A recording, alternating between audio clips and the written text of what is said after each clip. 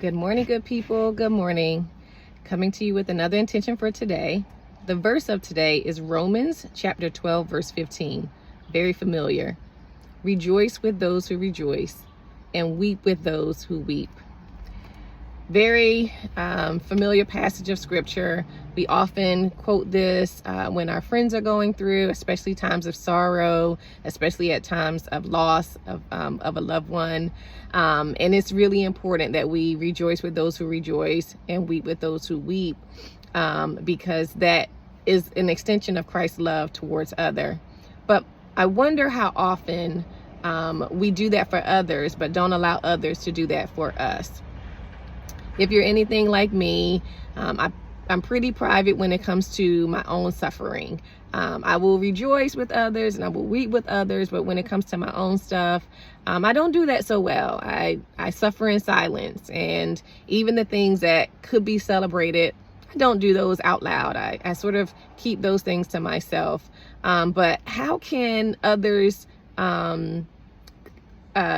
come into our lives and become part of our community and bear our burdens and lift us up and celebrate alongside with us if they don't know, if we don't invite them in to our suffering and to our rejoicing, because that's where the beauty of community and relationships comes into play.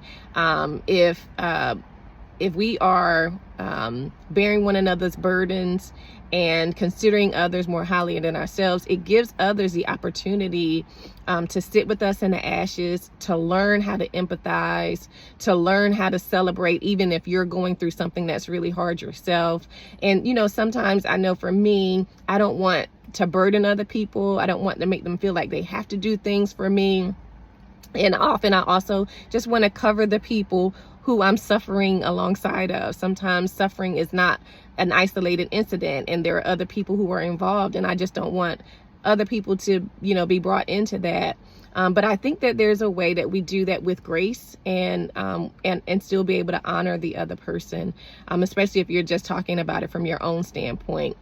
So my intention for today is to let them in, to be open, to invite them is in the same way that the Lord invited us, that we might know him in the power of his resurrection and the fellowship of his suffering, that I would do that for others, to those friends, to those true friends. I do need to say that, to those who I know have my best interest at heart. That doesn't mean that I'm going to be sharing all of my suffering with everyone, but I do think that there is wisdom in sharing with those who Christ has called to walk alongside of you in this season.